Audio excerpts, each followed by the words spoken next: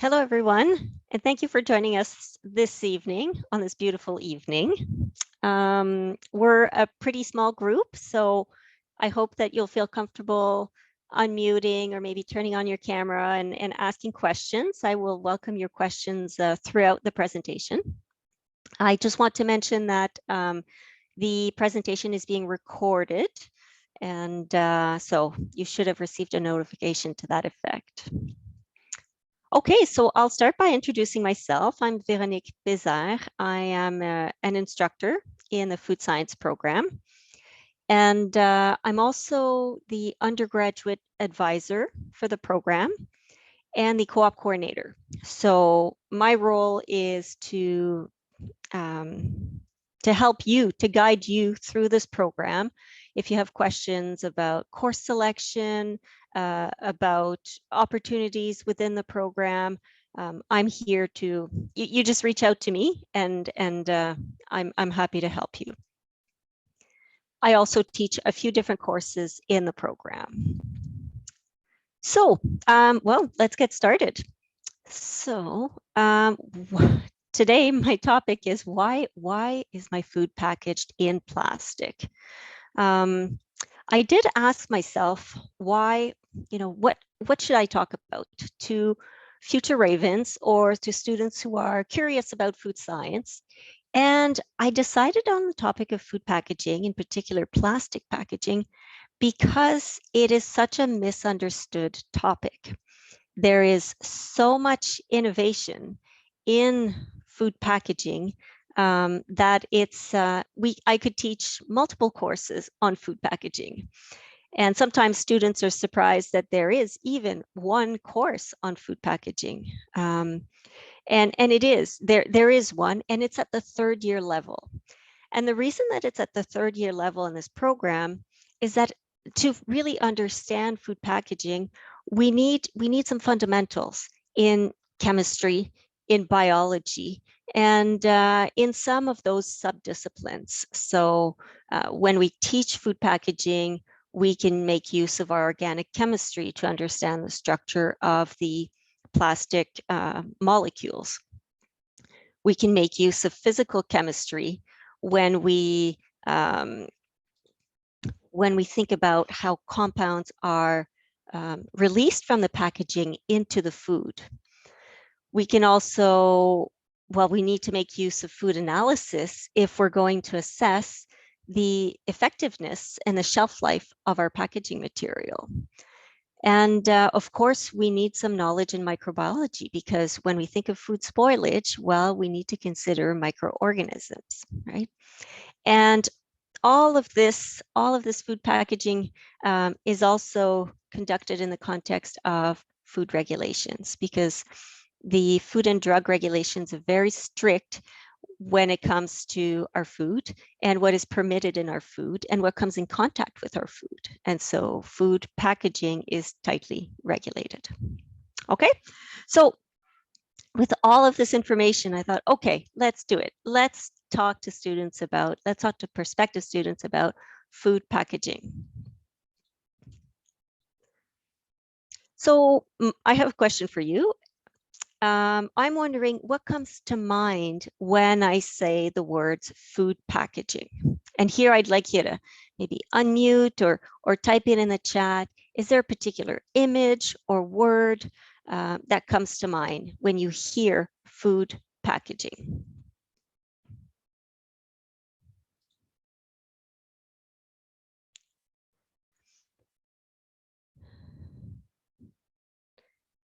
So we have some plastic, just a lot of plastic. Sometimes we have those images in our mind. Waste, garbage, anything else? Any positive images associated with plastic packaging or food packaging? Maybe not so much. Okay, well, let's go see. Oh, here we have some natural packaging that may be already on the food, such as peels, yes, and skins, and some biodegradable options.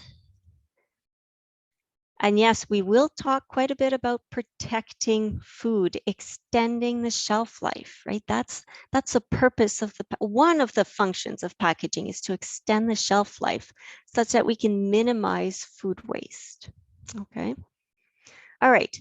So let's talk about those functions of food packaging. So these are the 4 functions. So what do you think what does containment mean to you in terms of food packaging? What could it mean when we think about containment? Containment of a liquid, for example. Might that be a good reason to have a packaging for beverages? Right? We need to be able to bring that milk home or that juice home from the grocery store, right? So that's a pretty obvious function of packaging. We need to contain our food. We need to contain powders and even like peas, right? Need to be contained to bring them home. Okay, what about convenience? Convenience of packaging material. What could that mean?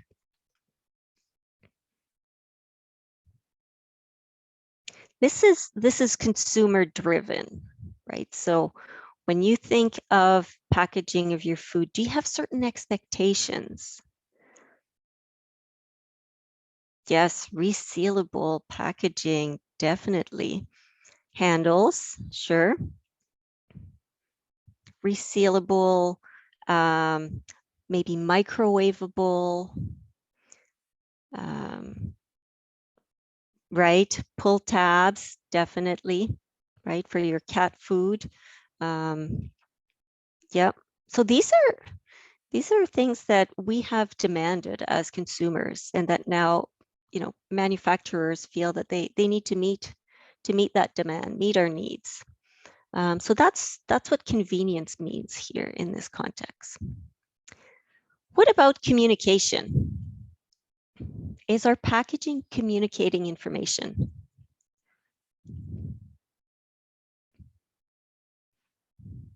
Yes, there is some marketing involved. There are logos, there are brand names, there are nutrition fact tables, an expiry date. There's information about how to use the product, how to prepare it. There are notes of caution, right? Such as allergen statements. There are also health claims, okay? So there is a lot of communication that comes from our packaging material. And right now, like what we've listed so far is communication for the consumer, but there's also communication that can be captured or information that can be captured by the packaging to go back to the manufacturer. Things such as like traceability, dates of production lines, temperature abuse, so changes in temperature during the distribution phase. All of this type of information can be communicated back to the food manufacturer. And then we've also mentioned communication to the consumers.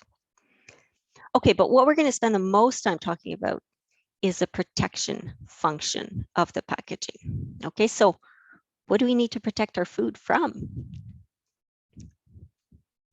What might affect the quality of our food? Any thoughts? Right, so microorganisms for sure.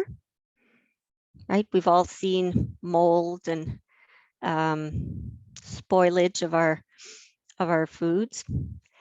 The elements, so gases, oxygen, yes, the air has a high oxygen content, and we'll see what the impact of that oxygen can be on our food. And there's more than oxygen that are considered like external factors. Yes, there could be heat, but also associated with heat might be light, What about a bag of chips? What is it that, how would you define the quality of a chip? Or what would significantly decrease the quality of your chips?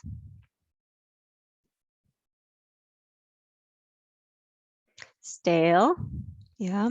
Or maybe moist, right? Moisture.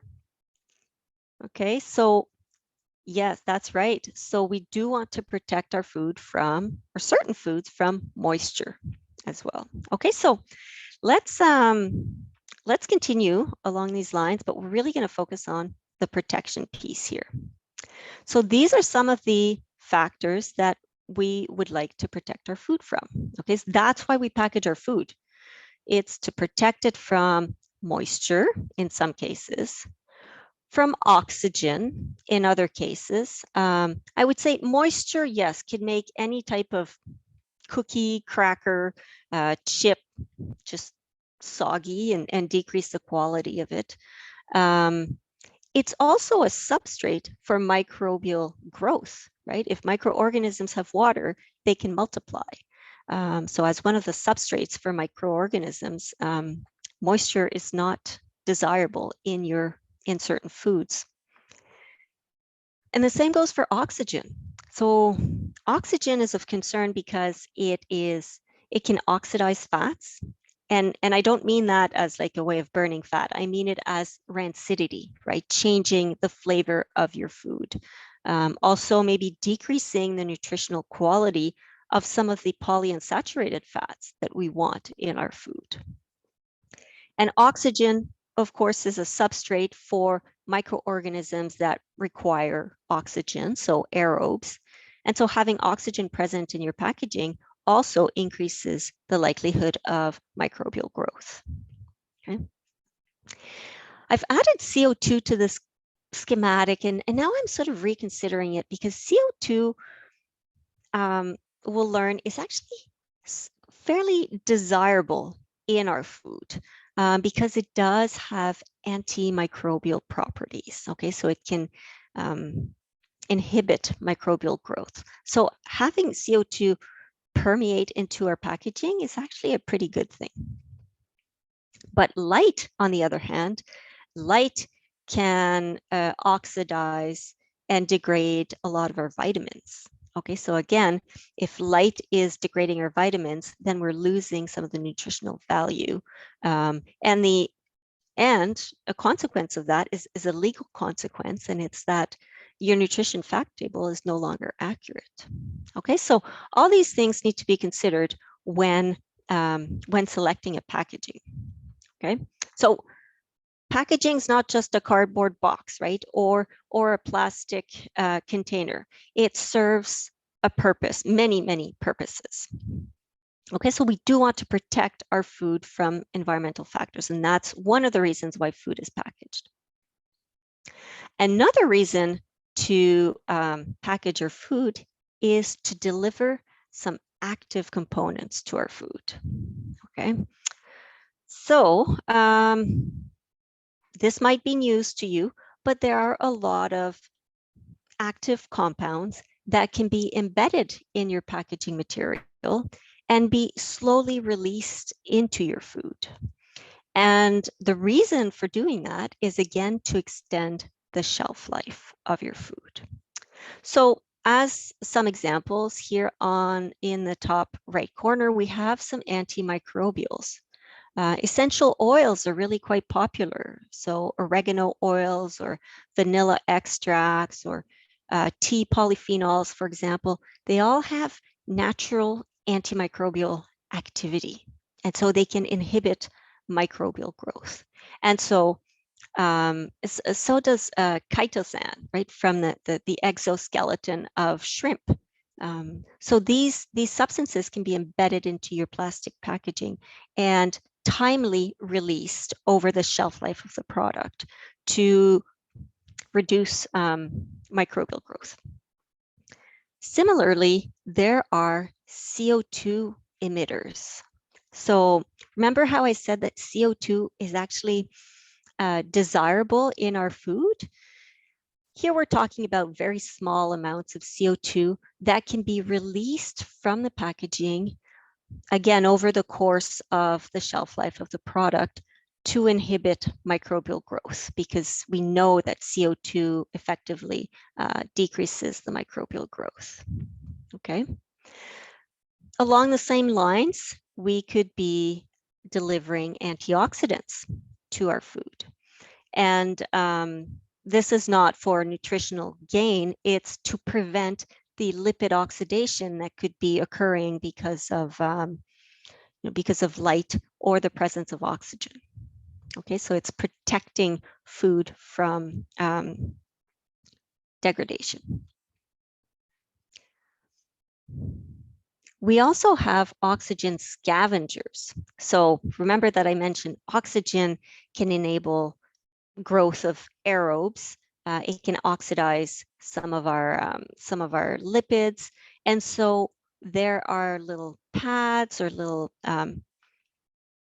mostly pads or stickers that can be inside of your packaging that essentially scavenge, absorb the oxygen over the course of the shelf life to prevent or minimize the degree of oxidation of our products. Okay. And then ethylene scavengers are quite common in what are called climacteric fruits. Those are fruits that produce ethylene as they ripen.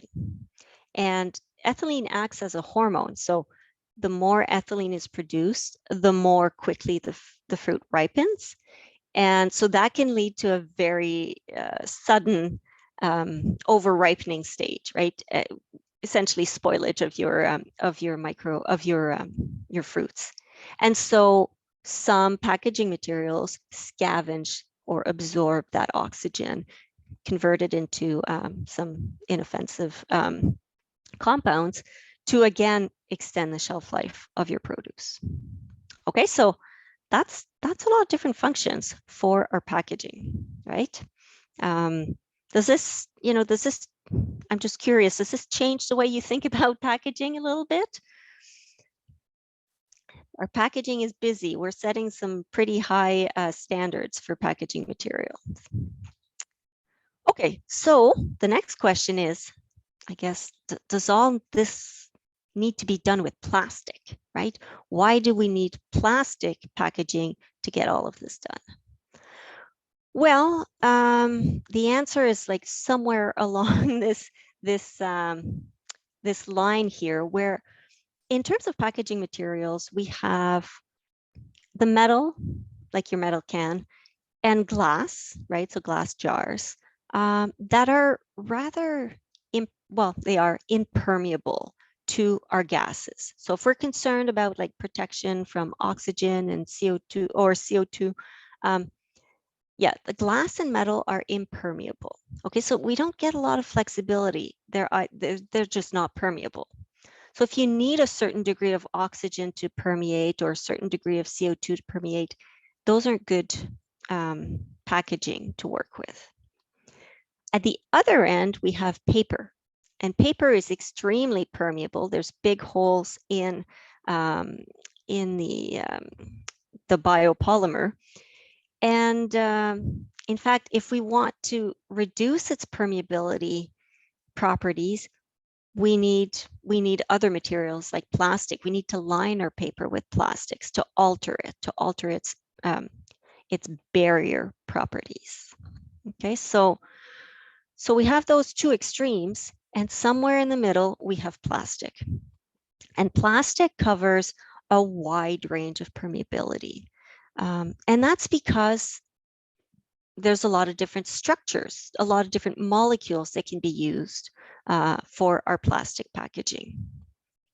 And some of these you probably recognize from your recycling bin. Okay, so we have polyethylene, polystyrene, polypropylene here, PET for terephthalate, polyethylene terephthalate. So these are quite common in the packaging of beverages and foods. And because of their structure, so they're largely just hydrocarbons on the right-hand side here. They don't have a lot of function or polar functional groups, so they tend to be more permeable. Whereas the ones on the right-hand side here have more polar groups, like hydroxyl groups, and that makes them less permeable.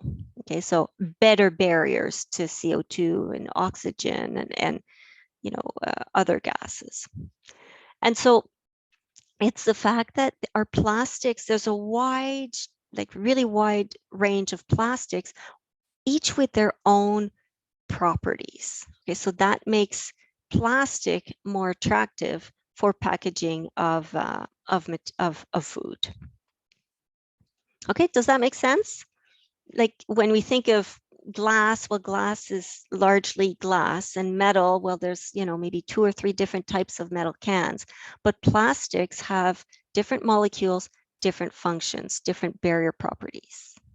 Okay. So I think I may have already answered this question, which is, are all plastic packaging the same? Are they? They're not, right? They're not. This is a graph that depicts the permeability of some of these packaging materials to water vapor or to moisture, right? And here we have the permeability of oxygen. And so when food manufacturers try to decide which packaging would be most appropriate, they look at graphs like this and say, okay, we need something that's a great barrier to oxygen, but we're not too concerned with moisture. Or we need a great barrier to moisture, but we don't really care about oxygen. Okay. But these are just a few of the properties that must be considered. So, for example, there's a lot of other parameters that must be taken into account when selecting a packaging material, such as its plasticity.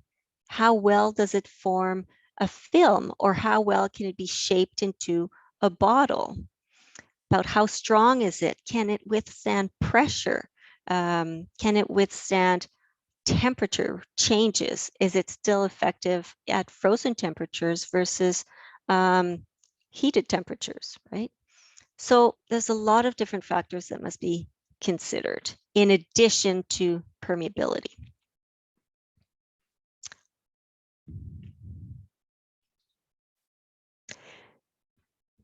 But at the same time, we have to wonder, what are we trying to protect different fruit groups from?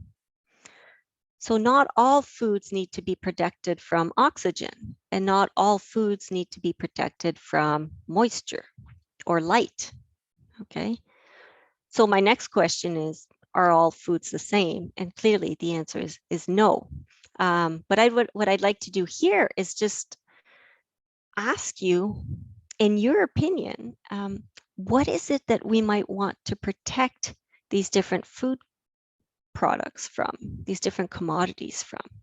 So if we go back to our bag of chips, right? What is it that we might want to protect these chips from?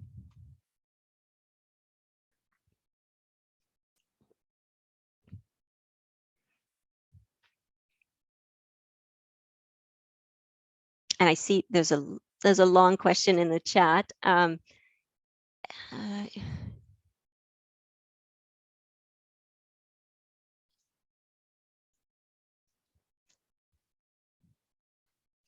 and so the question relates to maybe the safety of the release of these various compounds in our food from the packaging.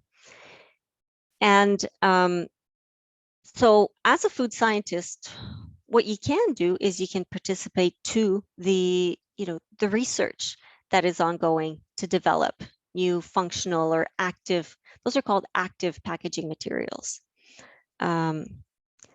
You can also consult with different companies as to what is it that food scientists are looking for in their packaging.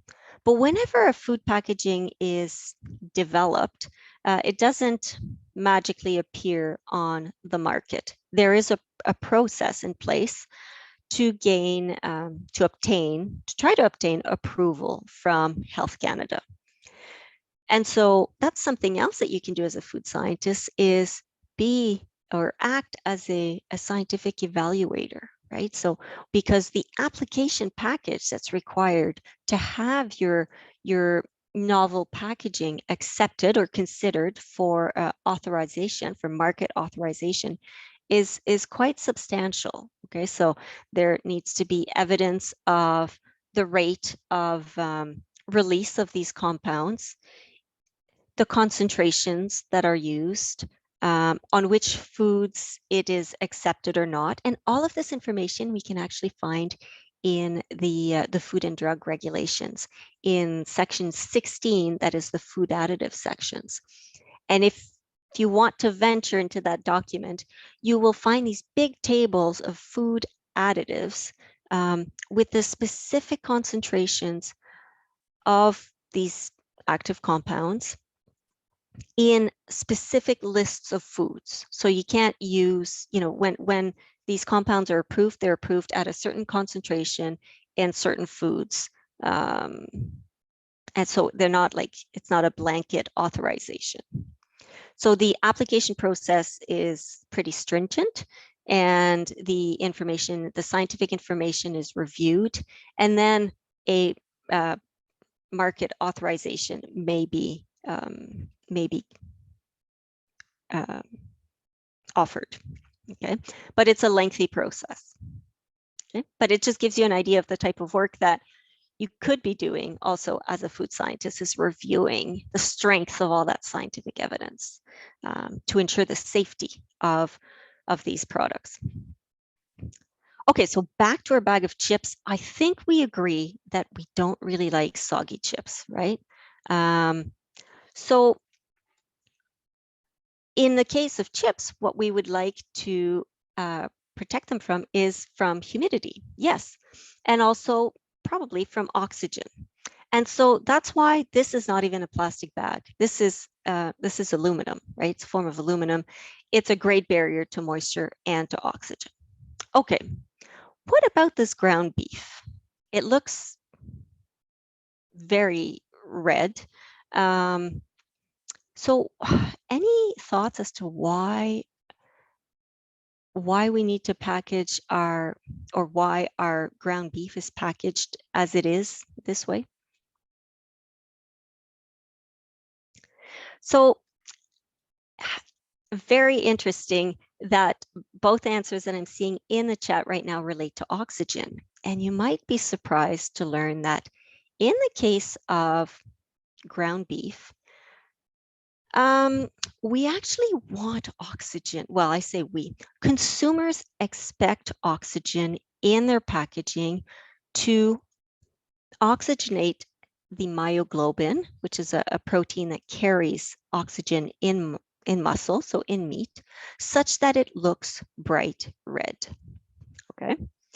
So, and you might notice if you open up one of those packages, you'll see that the deeper you go into your ground beef, the more brown and purple the meat is. It's not so much this bright red, right?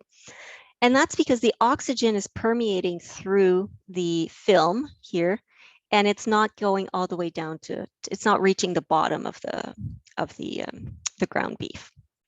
And this is just something that we have created as consumers, that this expectation that ground beef needs to be red. The downside to that is that this type of meat has a really short shelf life. After 3 to 5 days, if it's not sold, it's discarded. Okay, because as you know, the presence of oxygen enables microbial growth, and so it could be that after 5 days, the level of microbes in this ground beef has reached a threshold. And this is conversely to other types of meats that may be vacuum packaged or maybe under what is called modified atmosphere packaging, where the oxygen is fully removed, and so it's vacuumed out, and another gas mixture might be injected into the packaging to to substitute oxygen for, let's say, CO2 or for nitrogen, such that to extend the shelf life. And that's the case for meats that we just don't really expect to be red. So it could be a pork tenderloin, it could be lamb. We just don't have the same expectation for bright red meat. Okay, so here we're actually looking for oxygen permeation. And I say we, I mean the average consumer. Okay? What about cottage cheese? Cottage cheese has its own sets of needs. We need to protect our cottage cheese from, well, it's a dairy product, so it's fatty. We need to protect it from oxygen for oxidation. We need to protect it from dehydration as well. And bacteria, of course, yeah. Sorry, I'm getting too excited. Cottage cheese is one of those products that is under what's called modified atmosphere packaging, such that the headspace of the cottage cheese has been injected with a specific formula that's usually just pure nitrogen or nitrogen CO2 mixture to ensure that there's no, or as little oxygen as possible. And our nitrogen is, so the CO2 is antimicrobial and the nitrogen is like a filler gas. So it's just taking up space and preventing CO2 or oxygen from permeating through the packaging. Okay. So all sorts of different reasons why our packaging is doing so much stuff, right? And what do we have here? Well, we have wrapped cucumber, right? You see those at the grocery stores as the one that's unwrapped and then the ones that are wrapped. And you wonder, why would I buy a wrapped plastic wrapped cucumber? And so what do you think that might be the purpose of that wrapper?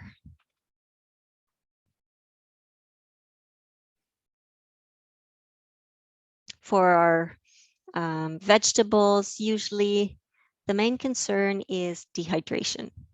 Okay, dehydration, you can see it with celery, with cucumber.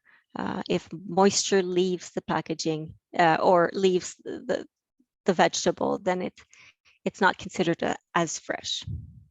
Okay, so these are just like 4 examples to show that all the different foods have their own conditions to extend their shelf life, right? So we need to consider that when selecting the packaging material. Okay.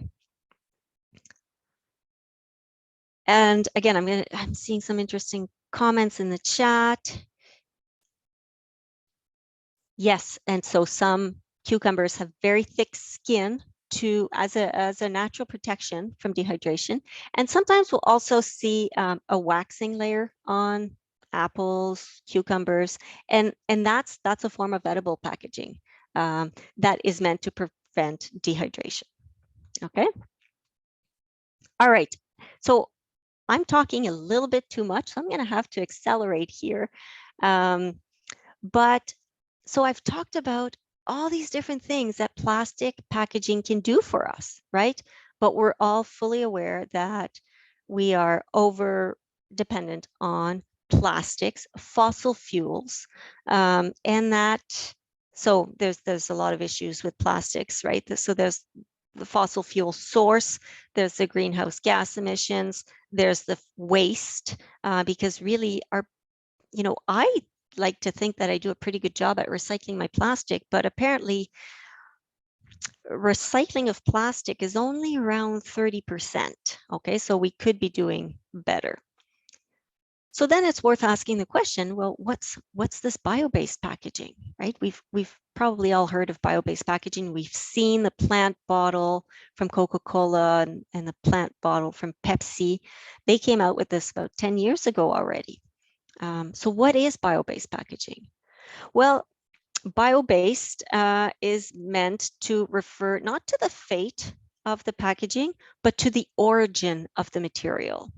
So the goal is to use annually renewable resources or raw materials to create the packaging. Okay, and truthfully, this already happens in the case of paper, right? Paper and cardboard. But for plastic, it's newer, but at the same time, not as new as you might think. Some of these technologies were developed in the 1970s, but there wasn't the same environmental movement, the same push for bio-based packaging. And so if we look at these images here, we see grass, we see orange peels. This is really meant to be about the potato peel, the orange peel, the byproducts, the processing byproducts of food production, okay? Because yes, we can use fields of grass to create packaging, but something else we could use that would be even better is to use food waste, okay? Because that is another problem on its own, is the amount of food waste that is accumulating. Okay, so let's go take a look at these different types of bio-based packaging. So, and they're developed here into, or broken down into 3 different categories. Those that are polymerized from biomass monomers. Okay, so it means that the smaller fractions, molecules exist in nature but they need to be polymerized in a lab setting. So to create longer chains of these monomers.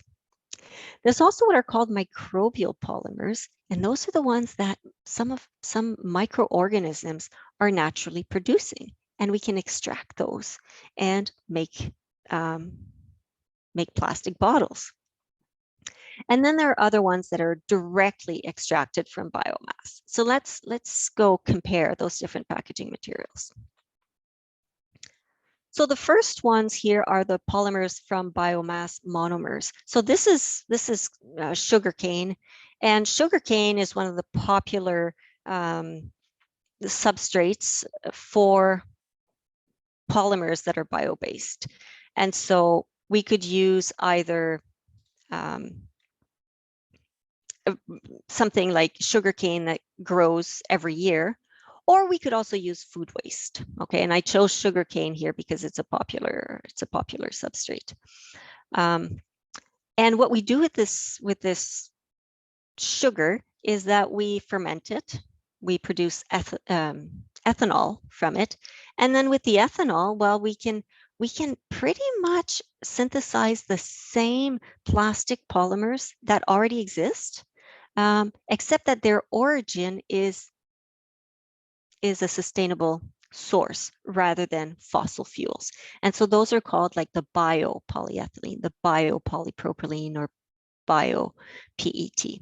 And this is often called drop-in sort of substitutions of, you could replace your polyethylene with the biopolyethylene packaging because it's the same molecule, it has the same properties, but its source is different. Instead of originating from fossil fuels, it originates from food waste or from an annually renewable crop. Okay, so this is very attractive to food manufacturers because they can use the same equipment to make the packagings. The downstream, like the waste management, is the same. They're recyclable, just like the fossil fuel equivalents. So that's one fairly popular option. And so is polylactic acid. So polylactic acid is also produced from fermentation of plants, fermentation to lactic acid, and then it can be polymerized to form polylactic acid. And actually, I just want to show, like very quickly show that from the fermentation of these crops, we can produce bioethanol, or we can produce lactic acid.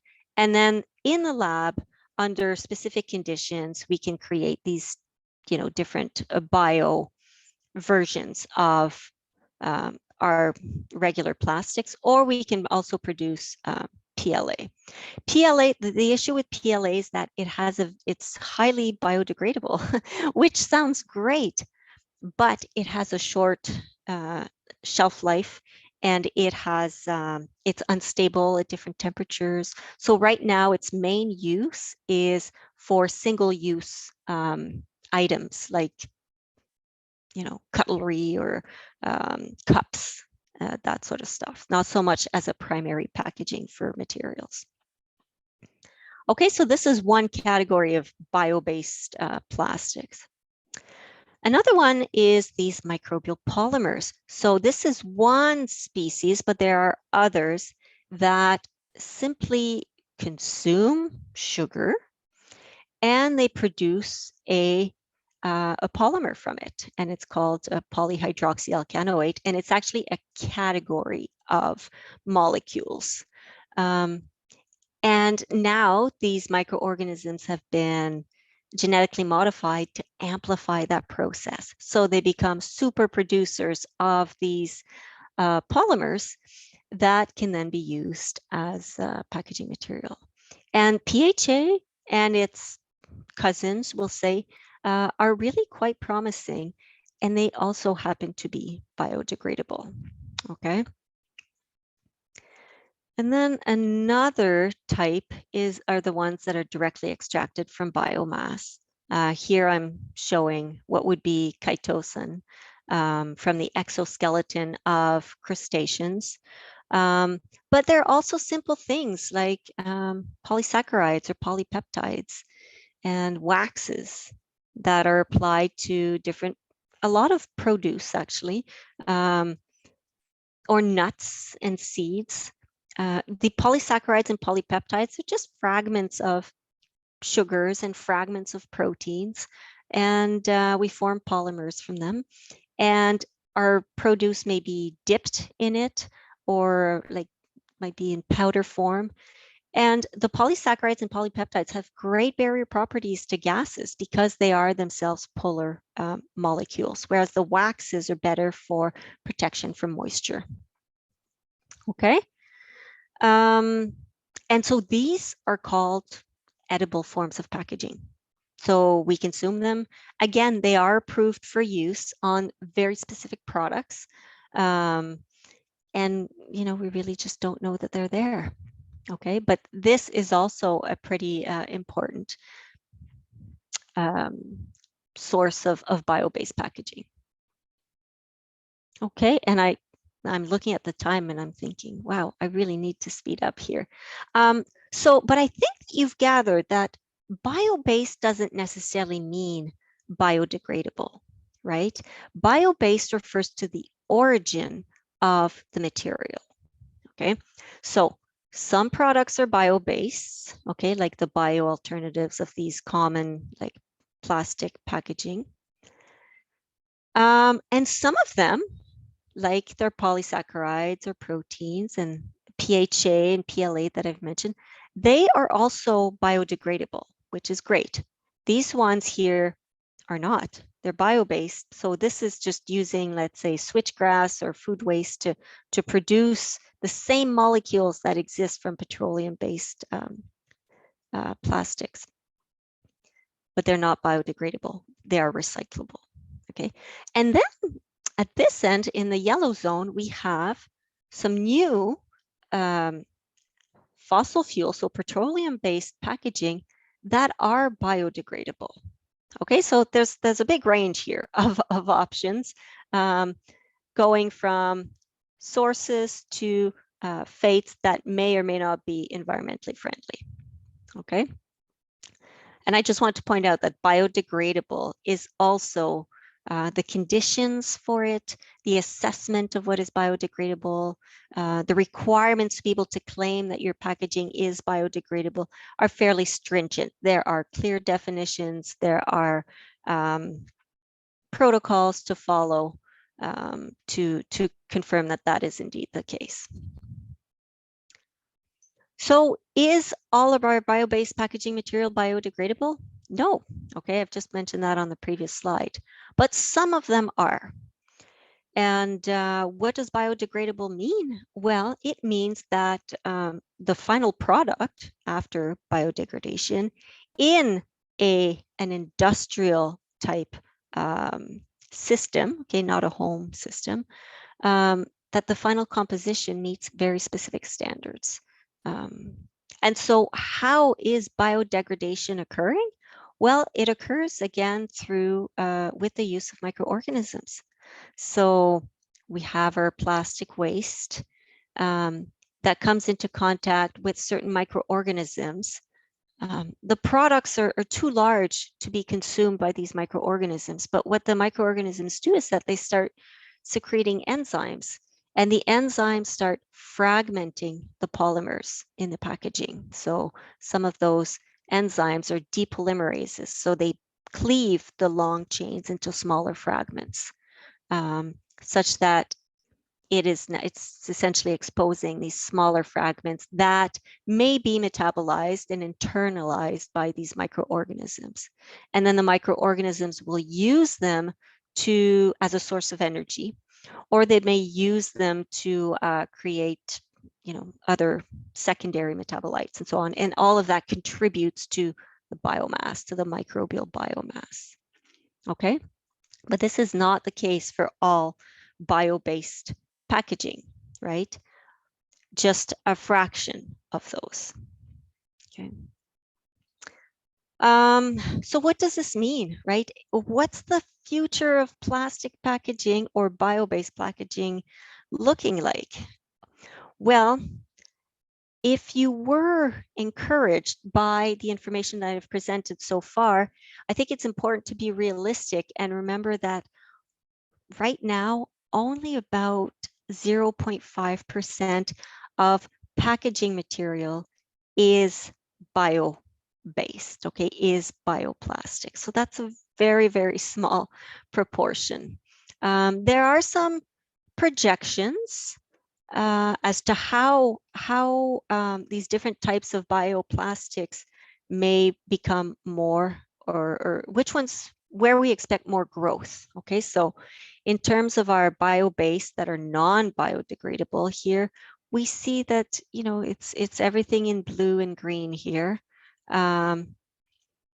Whereas the ones that are biodegradable here are in the orange, yellow tinges. And some of the very popular ones, very promising ones, are PBAT and PBS they are currently fossil fuel based, but technically could be somewhere between 30 and 100% bio-based. Okay, but right now they are not. And then, these are the ones that have been on the market for a little bit longer. So there's hope. But I think what we need is we need to decrease the cost of these bioplastics. And that's because the yield from the biomass is really not that great right now.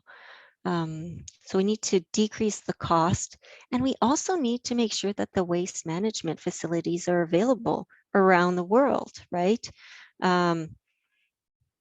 And for that to be the case, well, I think it comes down to policies. There needs to be policies in place to drive change, to encourage industry changes, to set some goals for bio-based plastics. That's how the change will happen, right? So I think that there's hope, but it's a slow progress. So after all this, you might be wondering, okay, why is my food still packaged in plastic? Well, because, as I said, progress is slow.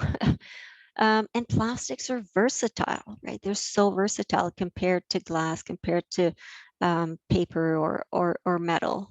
And we have pretty high expectations from our packaging material. And thankfully, one of those expectations now is for the source material to be bio-based and for the fate to be biodegradation, right?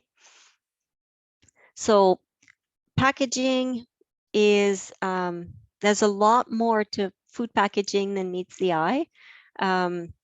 There's a lot of innovations, and it's an area that is booming. So it's fascinating. It's fascinating, and it combines a lot of different types of sciences and policies and regulations. So I hope that from this, I may have piqued your interest a little bit in food packaging or food sciences in general. And I think that's it. Thank you, everyone, for listening.